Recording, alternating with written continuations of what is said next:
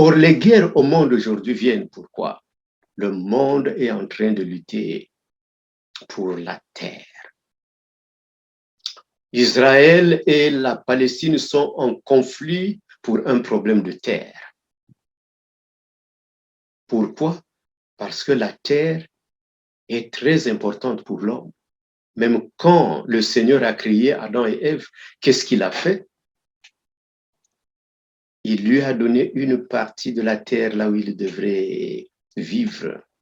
La terre a un lien spirituel avec les hommes qui y vivent. La terre a l'histoire du peuple qui y vit. La terre crée ce qu'on appelle l'égrégore. C'est comme si c'était un esprit de ces gens-là qui y vivent. La terre, c'est notre lieu de repos, dans le sens physique et même quand on a quitté cette terre. Voilà pourquoi Naboth a dit, comment pouvait-il commettre un tel sacrilège? Ignorer le cadeau qu'il a reçu de Dieu. Dieu l'a transmis à ses pères et ses pères lui ont transmis et lui, il va maintenant donner, même si c'est le roi. Jésus-Christ disait un jour que celui qui a le pouvoir, c'est celui qui a appris à se soumettre au pouvoir.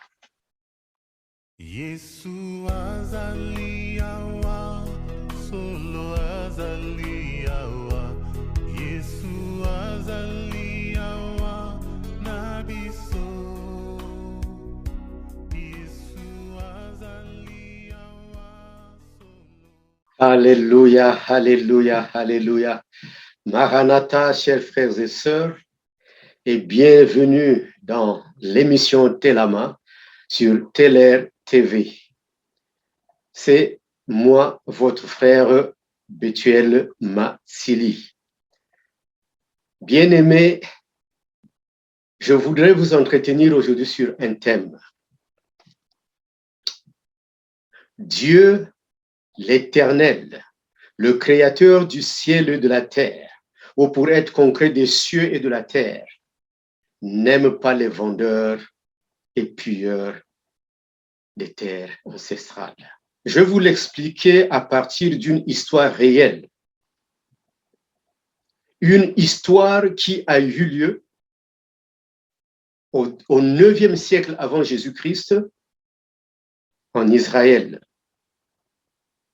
Peut-être cette parole peut être pour nous prophétique. L'histoire se passe entre le roi d'Israël qui portait le nom d'Akab. Dans d'autres traductions, on peut dire Achab. Et dans les régions là où j'habite, ici, là, on dit Achab. Le roi Achab a vécu, disons qu'a régné sur Israël, sur le royaume du Nord, entre 864 et 853 avant Jésus-Christ. Il se caractérisait par le fait qu'il était tyran. Pendant son règne, il a provoqué un écart considérable entre les riches et les pauvres. Il a introduit l'idolâtrie en Israël. Et ensuite, comme cette parole va nous montrer, il a été un brigand. Il s'est permis de prendre l'héritage d'un des citoyens d'Israël. Pour comprendre l'histoire, il faut lire le premier livre des rois, au chapitre 21. Cette histoire continue dans le chapitre 22. Et en réalité, la finale est dans le deuxième livre de rois, au chapitre 9. à partir du 22e verset. Pour l'instant, on s'occupe du chapitre 21. On peut le lire presque en entier, mais je vais lire quelques fragments. On commence par le verset 2. Akab parla à Naboth. Le roi, c'est Akab. Naboth, c'est le citoyen. Donc, l'histoire est comment? Naboth avait une terre, une vigne. Et cette terre se trouvait non loin du palais royal. Comme tout bon brigand, il a pensé que, comme cette vigne-là était non loin de son palais, il pouvait en faire possession. Et il est venu auprès du citoyen, il a dit ceci à Naboth. Cède-moi ta vigne pour que j'en fasse un jardin potager, car elle est tout près de ma maison. Je te donnerai à la place une vigne meilleure. Vous entendez ça? Ou si cela te convient, je te payerai la valeur en argent. Une bonne offre, n'est-ce pas? Une très bonne proposition. On peut en faire une affaire, du business. Mais écoutez au verset 3 la réponse de Naboth. Il a répondu au roi, suivez, que le Seigneur met en abomination si je cède l'héritage de mes pères.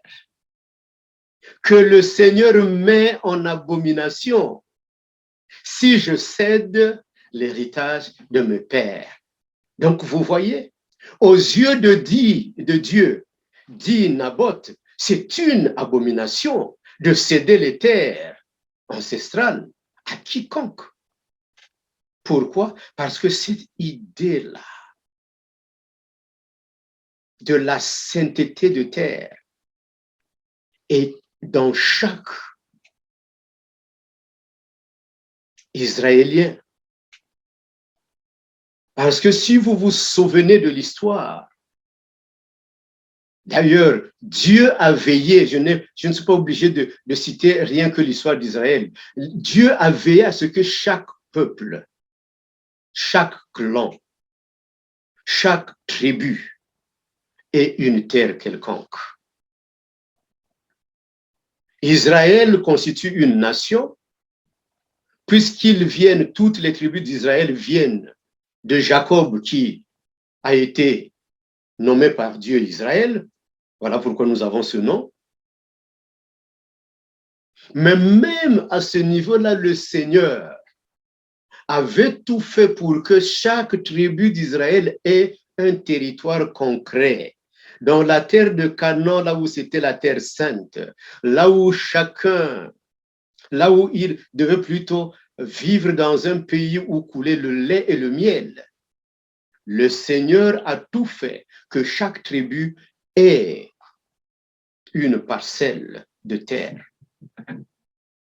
Donc, c'est quelque chose de très important. Et chacun d'eux sait que quand on reçoit une terre, on la donne à personne.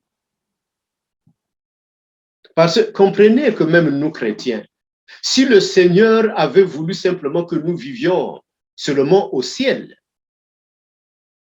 il ne nous aurait pas permis il ne devrait pas envoyer son peuple pour aller sur un terrain quelconque. Or, les guerres au monde aujourd'hui viennent. Pourquoi? Le monde est en train de lutter pour la terre. Israël et la Palestine sont en conflit pour un problème de terre. Pourquoi? Parce que la terre est très importante pour l'homme. Même quand le Seigneur a créé Adam et Ève, qu'est-ce qu'il a fait? Il lui a donné une partie de la terre là où il devrait vivre et régner. La terre a un lien spirituel avec les hommes qui y vivent. La terre a l'histoire du peuple qui y vit. La terre créer ce qu'on appelle l'égrégore. Hein, c'est comme si c'était un esprit de ces gens-là qui y vivent.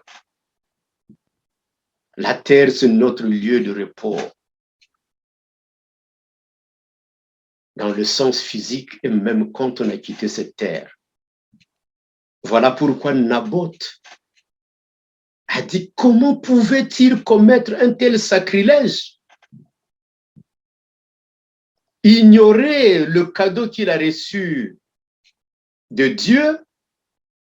Dieu l'a transmis à ses pères et ses pères lui ont transmis et lui il va maintenant donner, même si c'est le roi. Il ne devrait pas donner cette terre. Et ce roi se comportait comme s'il n'était pas éduqué en Israël. C'est comme s'il ne savait pas les lois et coutumes de ce peuple. On apprend que dans certains pays, pour ne pas citer le nôtre, des gens vont, ils prennent des parcelles, ils vont occuper des terres sous prétexte que cela appartient à l'État. Mais enfin, quelqu'un qui est né et pétri dans la terre congolaise ou africaine sait très bien qu'est-ce que c'est que la sainteté de la terre, sait très bien l'importance de cette terre-là pour des paysans ou pour n'importe quelle personne. On ne peut pas aller simplement comme ça et prendre cette terre parce que c'est le pouvoir. C'est mal comprendre le pouvoir. Jésus-Christ disait un jour que celui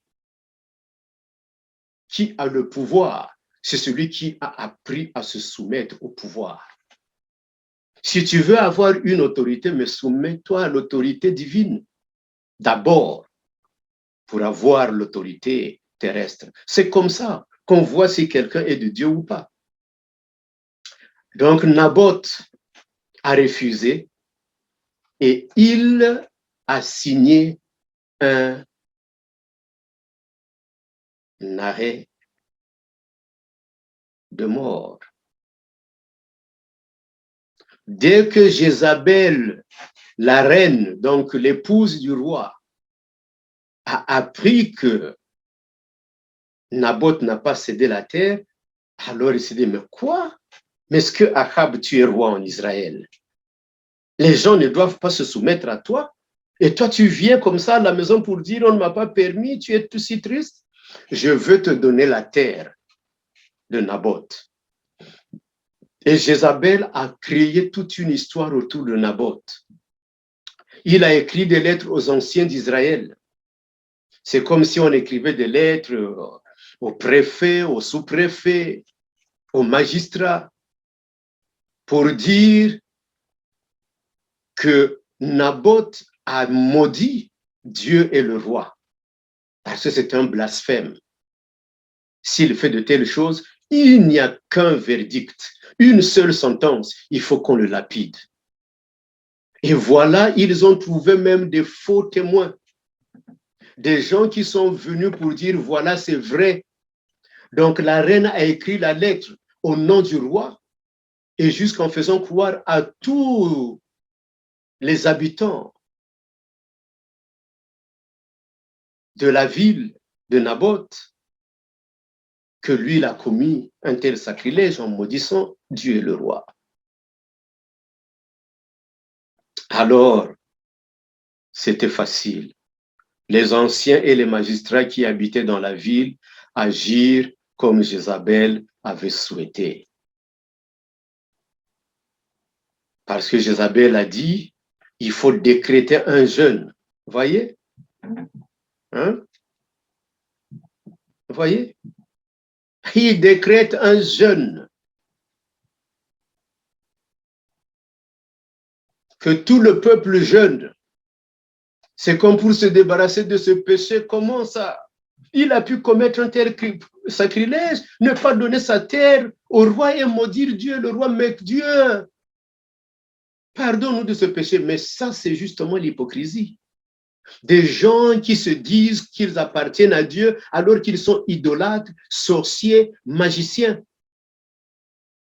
Et ils sont en mesure de faire des actes religieux devant tout le monde.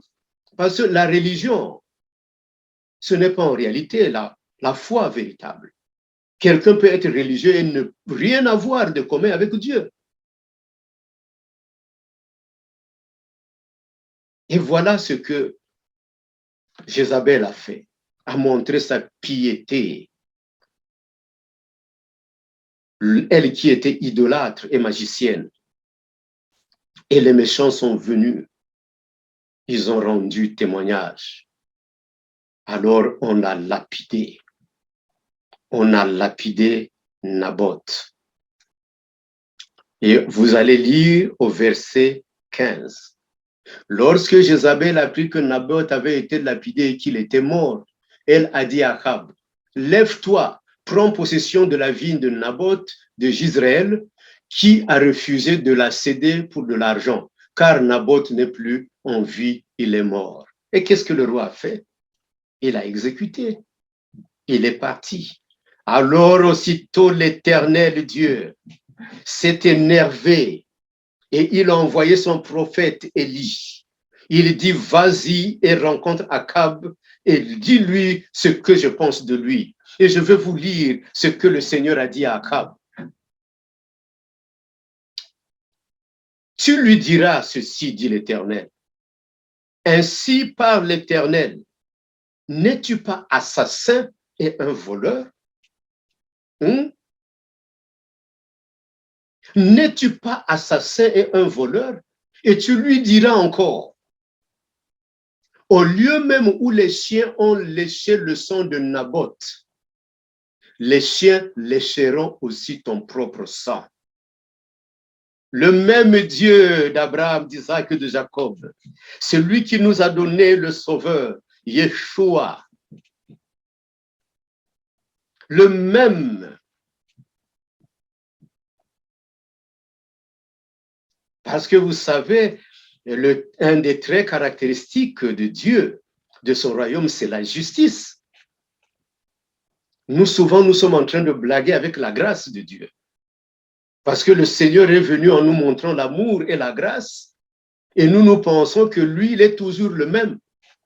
Israël, c'est le peuple choisi, élu, qui vivait de la grâce toujours. Mais il se trouvait parmi eux des assassins, des voleurs. Il a fallu que le Seigneur cherche comment régler son compte. Le Seigneur a ajouté ceci. Voici, je veux faire venir le malheur sur toi. Je te balayerai, j'exterminerai quiconque appartient à Achab, celui qui est esclave et celui qui est libre. Donc le Seigneur dit, toute ta lignée là, je vais la balayer parce que tu as commis un sacrilège. Tu as arraché la terre de celui qui trouvait cette terre-là comme étant quelque chose de saint, parce que c'est moi qui la trouve sainte et que cette terre appartenait à ses ancêtres, à ses pères.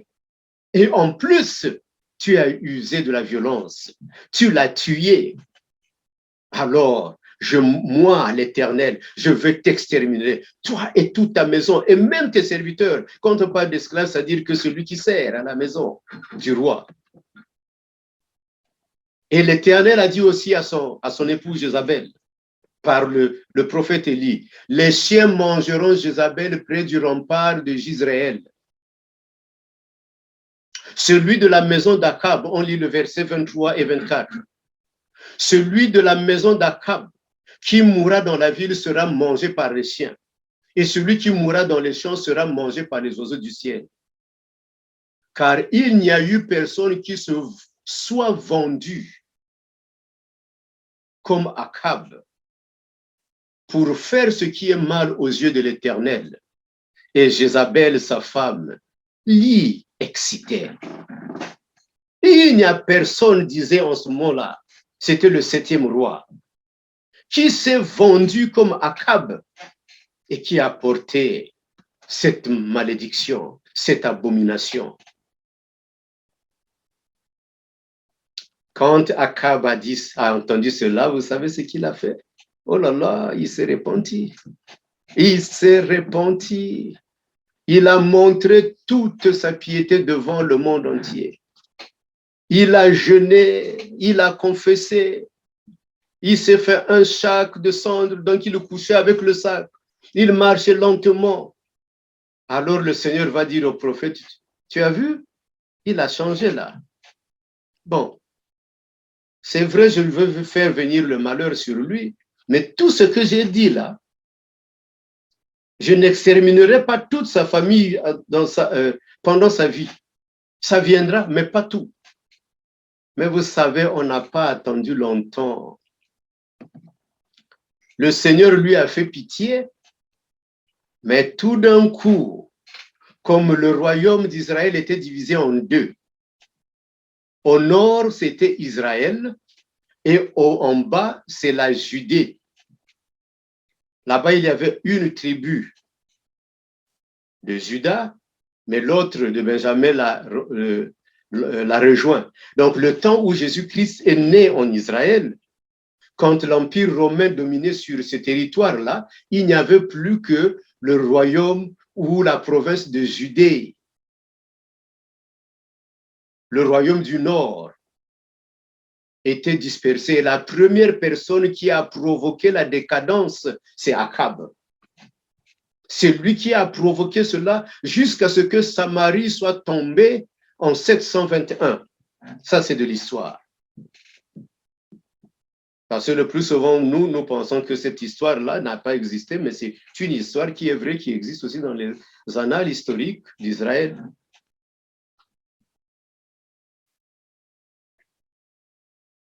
Donc, mais il tombe à l'esprit. Il dit au roi de Judée, Josaphat, écoute, il y a cette terre-là qui est au nord, qui est chez Aram. Aram, c'est la Syrie. Il faut qu'on la prenne, c'est notre terre. Alors le roi de Judée va lui dire, mais il faut d'abord consulter le Seigneur. Qu'est-ce qu'il en pense? Alors, Akab est allé consulter ses prophètes, il en avait 400. Tous, ils ont dit qu'il doit aller en guerre avec la Syrie pour arracher cette partie de la terre. Tous, mais ils ne savaient pas quelque chose. Ce quelque chose, le secret était chez Michée, le prophète de l'Éternel.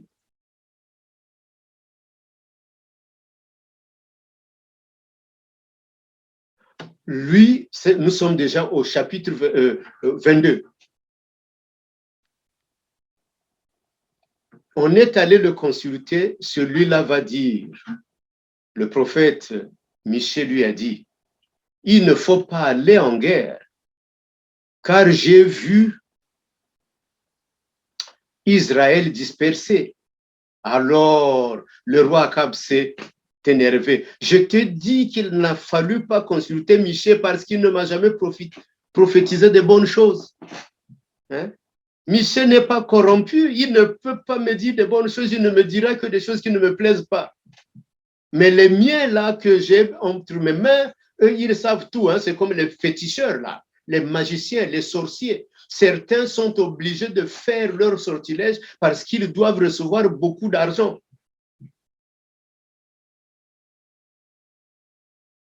Mais ici, il y avait un autre secret spirituel. Comment le Seigneur a tout fait pour punir Akab.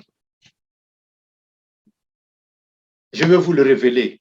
On va lire au verset 19 du chapitre 22. Toujours le premier roi, le premier livre des rois. Écoute donc la parole de l'Éternel. Michée dit à Akab, je la lis. Hein? J'ai vu l'Éternel assis sur son trône et tous les corps célestes, hein, les hiérarchies célestes, debout près de lui, à sa droite et à sa gauche. Oh. L'Éternel a dit, là où je suis ici, il y a un proverbe qui dit, quand l'Éternel veut punir quelqu'un, il lui enlève l'intelligence, hein, il lui enlève la sagesse. Donc, il lui enlève d'abord cette tête-là, et puis la personne commence à faire des idioties. Donc, l'Éternel a dit devant les corps célestes constitués,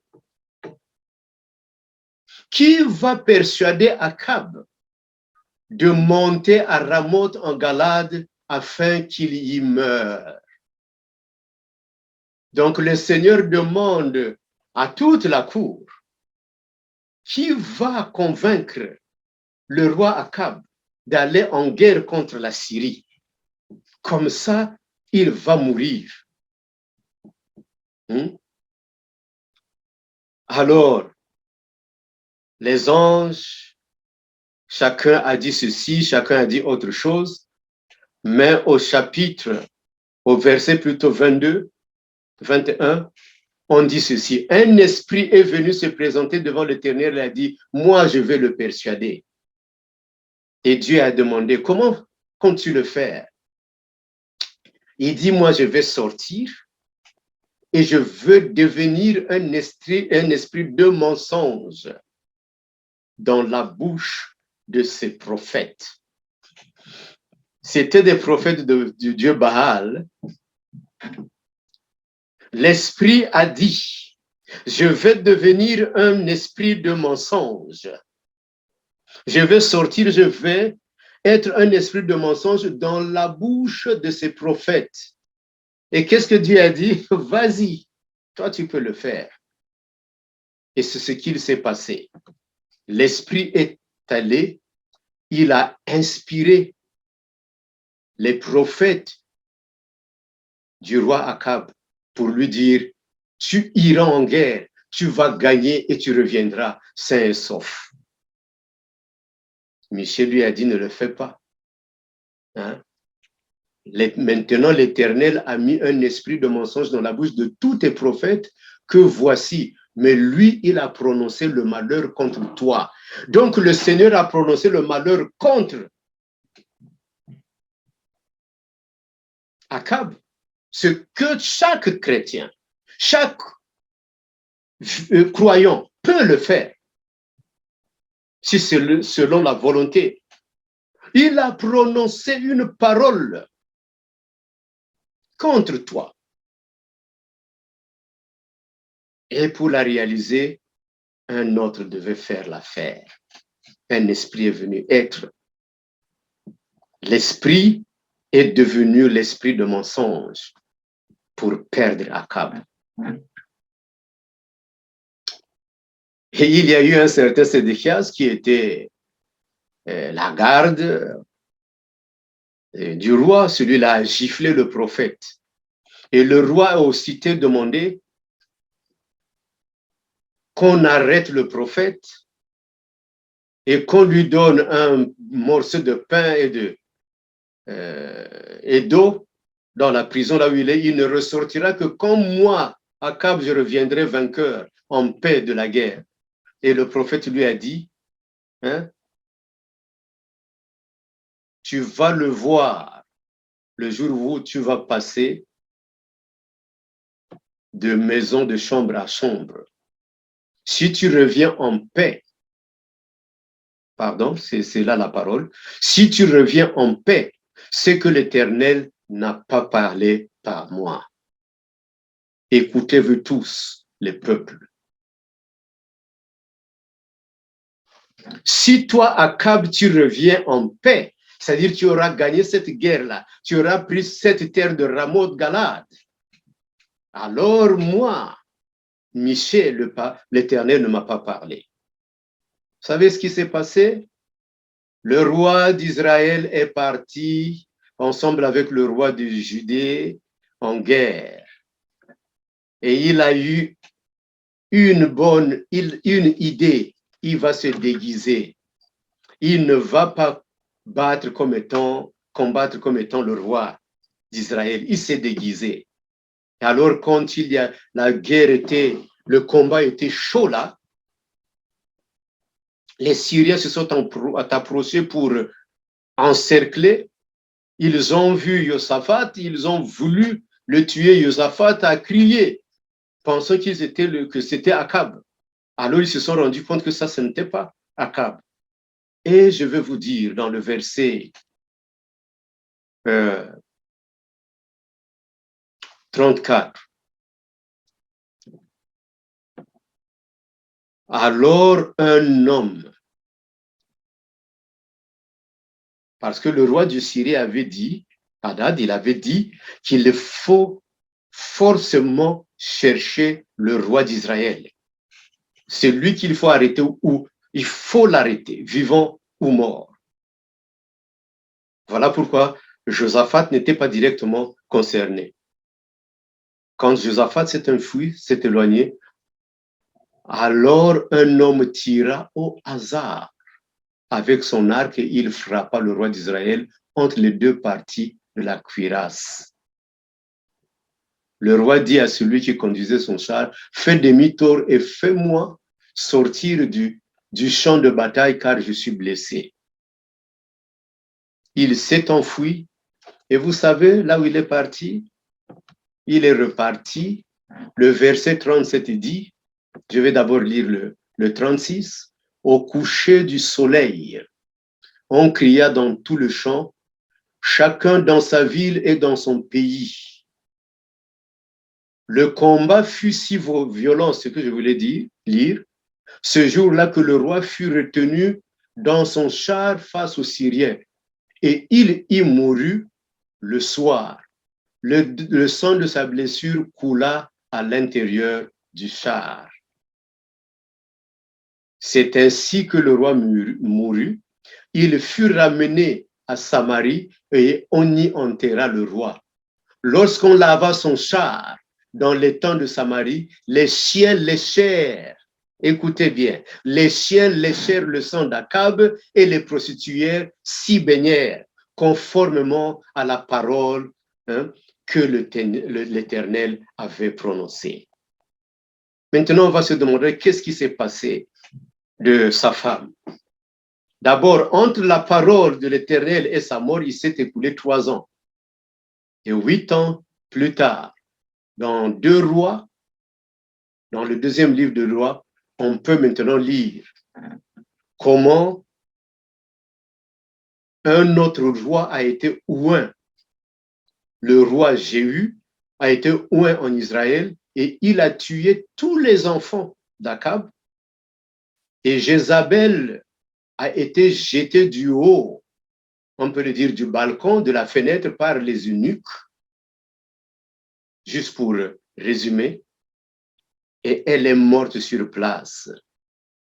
Comme elle était reine, le nouveau roi d'Israël, Jéhu, a envoyé les gens pour qu'on aille prendre son corps et l'enterrer. Et les gens sont partis. Voyez ce que dit la Bible au verset 35 du chapitre 9. Ils allèrent pour l'enterrer, mais ils ne trouvèrent d'elle que le crâne, les pieds et les paumes des mains. Ils retournèrent l'annoncer à Jéhu, qui dit, c'est ce qu'avait déclaré l'Éternel par son serviteur Élie, le Tishbite, en disant, les chiens mangeront la chair de Jézabel dans le camp de Jezreel. Et le cadavre de Jézabel sera comme du fumier sur la face des champs, dans le champ de Jezreel, de sorte qu'on ne pourra dire, c'est Jézabel. Donc, pas de tombe. Voilà, chers frères et sœurs, l'Éternel n'aime pas les pilleurs de terre ancestrale. Et personne ne peut agir de cette façon et ne pas être puni. Que le Seigneur vous bénisse, qu'il vous protège, qu'il vous conduise. Glorifiez Christ et attendez son retour, tout en marquant le sceau de la vie divine ici, de la justice divine ici, de l'amour divin ici, car c'est notre devoir à nous. Voilà pourquoi on ne se tait pas pour ces problèmes-là. On ne peut pas se dire cela ne nous concerne pas. Non, c'est sur ces choses de la terre que nous sommes jugés. quel est notre caractère? On est sauvé, c'est vrai. On a la vie éternelle, c'est vrai. Mais on voit aussi qu'il y a l'injustice. Il faut dire non à l'injustice. Donc, chers frères et sœurs, il n'y a pas à s'inquiéter. Les terres du Congo appartiennent au Congo. Surtout, le sacrilège vient au fait qu'on peut transmettre une partie des terres ancestrales, même à ceux qui peuvent devenir des ennemis. Vous savez, je ne veux plus prolonger. Quelque part, dans la Bible, il est même dit que quand on commence à salir la terre, quand on ne la respecte pas, quand on ne lui rend pas sa sainteté, cette terre-là peut vous rejeter. Or, l'Éternel ne va pas permettre qu'à tout moment ce soit le citoyen qui subisse comme Naboth. Le Seigneur rendra justice. Au nom de Jésus-Christ, soyez bénis. Amen. Yesu azaliawa, solo azaliawa. Yesu azaliawa, nabiso. Yesu azaliawa.